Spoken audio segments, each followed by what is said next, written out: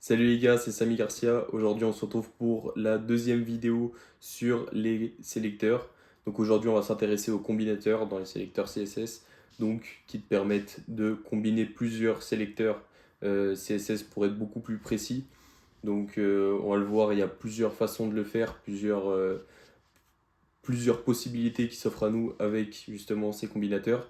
Donc ça va être une vidéo assez courte, encore une fois, avant la grosse vidéo des pseudo-classes. Donc voilà, petite vidéo sur les combinateurs. On est parti directement avec le code. Donc ici j'ai fait un petit exemple, voilà un petit peu d'HTML. Ici on a une petite image, du texte à l'intérieur de plusieurs divs. Donc j'ai mis des couleurs différentes pour bien que vous voyez les divs. Donc tout ce qui est bleu clair, voilà c'est des balises P. Le bleu un peu plus foncé comme ça, voilà c'est un H1, ici on peut le voir. Et après on a différentes divs avec des classes différentes, donc footer, bar. Ici rose clair, voilà c'est bar, violet c'est tor et violet disons plus clair c'est fou. Voilà. Donc on va commencer avec les combinateurs. Donc imaginons qu'on veuille sélectionner tous les P, toutes les balises P qui se trouvent à l'intérieur de n'importe quel élément qui a la classe foo. On va commencer par appeler la classe foo et on va dire ici avec le symbole supérieur à P, donc toutes les balises P. Donc ici on dit toutes les balises P qui se trouvent dans un élément qui a la classe foo. Et donc on va donner une petite background color comme ça.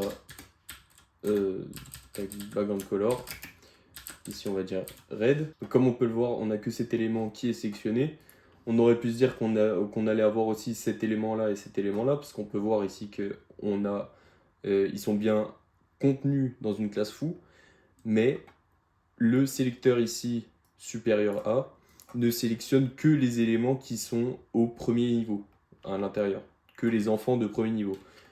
Donc ici, il n'y a que cette balise P qui est au premier niveau dans la classe, dans la div qui est la classe foo. Ici, c'est des petits enfants, etc. parce ils sont à la classe tor.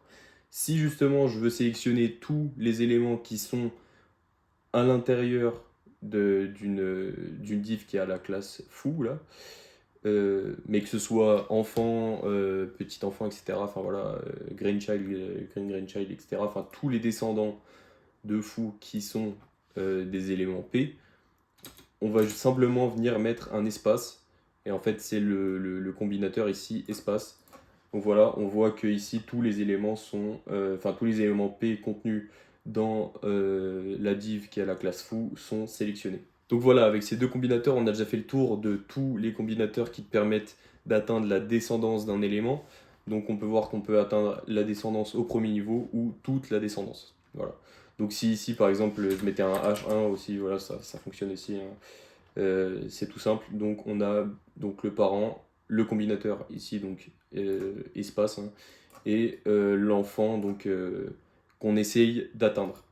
Maintenant, on a vu donc justement les combinateurs de descendance. Maintenant, on va voir les combinateurs qui permettent de sélectionner au même niveau, des éléments au même niveau. Donc, par exemple, on va commencer. Ici, on a une image et on va dire qu'on veut sélectionner tous les éléments donc tous les éléments P qui sont précédés d'une image, directement précédés d'une image. Donc ici, on va sélectionner une image et on va venir dire plus P. Voilà. Donc ici, on va remettre la background color à rouge. Et on a bien l'élément P ici. Tac. L'élément P qui est précédé d'une image qui est sélectionnée. Maintenant, imaginons que ici c'est un H1. Tac. On voit que l'élément P ici n'est pas sélectionné parce qu'il n'est pas directement précédé d'une image. Il faut vraiment que ce soit collé, que ce soit collé juste après une image. Donc voilà, c'est vraiment pratique. Par exemple, si on a du texte juste en dessous de chaque image qui vient en description d'une image, si on veut le mettre plus petit, etc., des choses comme ça, c'est vraiment pratique d'avoir un sélecteur qui nous permette de faire ça. Mais si maintenant on veut sélectionner tous les éléments P qui viennent après une image, même s'ils ne sont pas directement précédés d'une image, On va venir ici mettre le petit tilde et on voit maintenant que tous les éléments P qui sont précédés d'une image sont sélectionnés. Ici, celui-là, là, l'élément qui n'est pas dans la div, qui n'est pas dans la div Tor, donc celui-ci, n'est pas sélectionné parce que même si il suit une image, on va dire, dans la continuité du site, il n'est pas au même niveau. Donc il faut bien que ce soit toujours au même niveau. Imaginons par exemple maintenant qu'on vienne mettre l'image ici. On voit que justement cet élément est sélectionné parce qu'il est précédé, enfin il est précédé pas directement, mais il est précédé d'une image.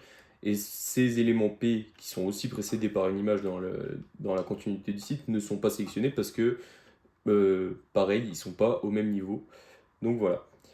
Et justement, ce que je vous disais tout à l'heure, tac, si on revient mettre l'image ici, on revient sur le sélecteur plus, voilà, et qu'on vient, tac, voilà, mettre deux images.